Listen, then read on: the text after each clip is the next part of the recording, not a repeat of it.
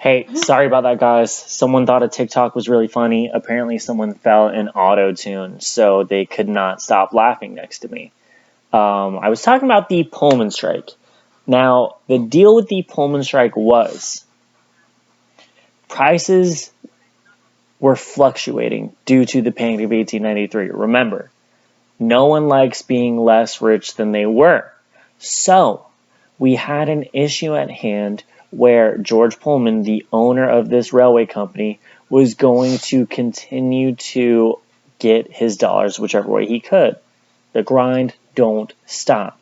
So what he did, instead of providing free rent to his workers in the city he built around his factory, he started paying, he charged more for their rent. He upped the prices. Now the workers, in the middle of the worst Great Depression in our country's history, the Panic of 1893, didn't really have disposable income to pay more for rent, so they went on strike.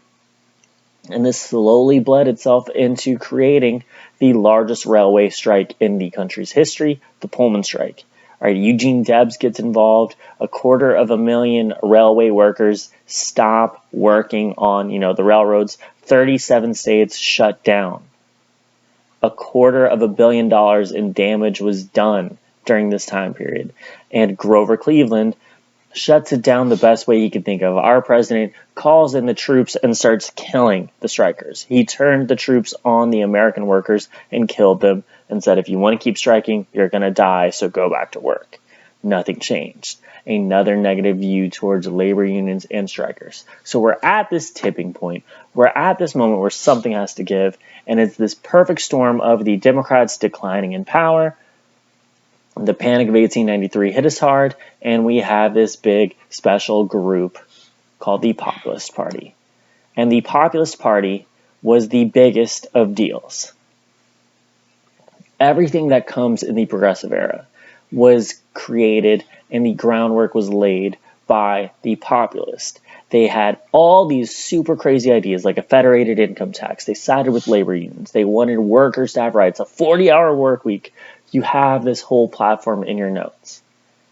They were made up of regular people from out west, farmers, our silver miners, our poor white workers in factories. And what they wanted more than anything else was have the people who were suffering the most end up rising to power, politically speaking. They didn't have the money that the Republicans had, who were supported by our monopolists, by our robber barons. But what they did have, they believed at least, was a justified and moral high ground. That's what they were campaigning on. And they were winning lots of elections. They had multiple congressmen. They had a couple senators during, I think it was from 1892 to 1896. They actually had the Speaker of the House, which is third in line to become president in succession. You have the president, vice president, and then the Speaker is next in line. Right? So very important job, very big deal. And they had great leaders. Now, the election of 1896 is this big turning point in politics, in which we have the Republicans nominate the same type of guy they've been nominating the whole entire time after Reconstruction. All right, once the Civil War ends, we have Grant, a former general from Ohio, gets elected as a Republican. We have Hayes, a former general from Ohio, gets elected a Republican. We have Garfield, a former general from Ohio, gets elected as a Republican. Grover Cleveland, Democrat, not a Civil War general, from New York. He wins. Then we have Benjamin Harrison. Guess what? He's a Republican, he's a former general, and he's from Ohio. He wins the election. Then Cleveland comes back into office, the same Democrat as before. Then in 1896, the Republicans nominate not a general, because they're all dead, because it's 30 years after the Civil War's been over. They nominate a corporal from the Civil War, a Republican named William McKinley from Ohio.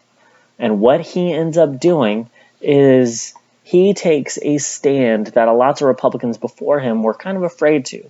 He straight up says, I'm going to raise the tariff to an all-time high, and I am going to 100% dive in on the gold standard. No more of this silver talk.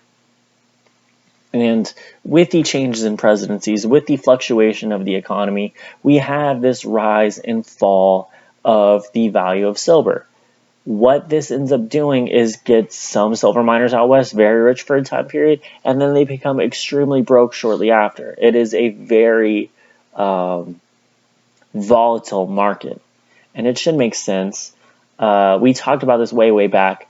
Gold has value because we think it has value. Gold has value because it's shiny and pretty, and we make jewelry out of it. You can't do much else with gold. If you make, buildings out of gold, they're going to collapse because gold cannot support that much weight. If you make armor out of gold, you're going to get cut up. You can't make cars out of gold. You can't make railroads out of gold, right? It only has value because of its cosmetic appearance. It looks really cool. Silver, on the other hand, while looking pretty, has all kinds of industrial applications. You can make stuff in factories with silver. You could use silver in industrial processes. You could fight vampires with silver, right? You could do all kinds of things with it. So when the economy is good, things are great and you're making money selling silver. When the economy is bad, you sell silver to the bank and you make money off of it. But with McKinley and like-minded Republicans in power, silver's value is going to go down because the bank's not going to buy it, and businesses aren't going to be buying as much in the middle of a Great Depression. So silver miners are losing money, which is why they turn to the Populist Party, who say, hey, silver is going to be equal to a 16th of gold no matter what's going on. They have a set rate.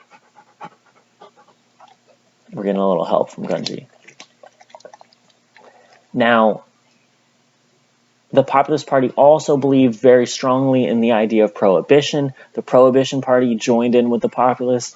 They also joined with the Greenback Party, who believed in using paper money. We use paper money now, thanks to the Populists, right? So the stage was set. The Democrat Party is falling apart. The Republicans are going gold standard. The Populist Party is going to drop this big silver bomb on us until my guy, my favorite president who never became president, he ran for office 4 times. He lost a glorious 4 times. None other than my boy, WJB, William Jennings Bryan. He gives this really cool speech called The Cross of Gold. Right? He talks about we're crucifying our country on this cross of gold, and the only way to save it is silver. And he is a Democrat from Kansas. He was a farmer. He is from out west, and he takes every single last idea the Populist Party came up with. He ends up losing the election to McKinley. The Populist Party falls apart, and McKinley takes us out of the Gilded Age and into, or at least steps towards, the Progressive Era, which I'll talk about in my next video. As always, if you have any questions, let me know. And if you want extra credit, like and subscribe to my YouTube. Thank you guys.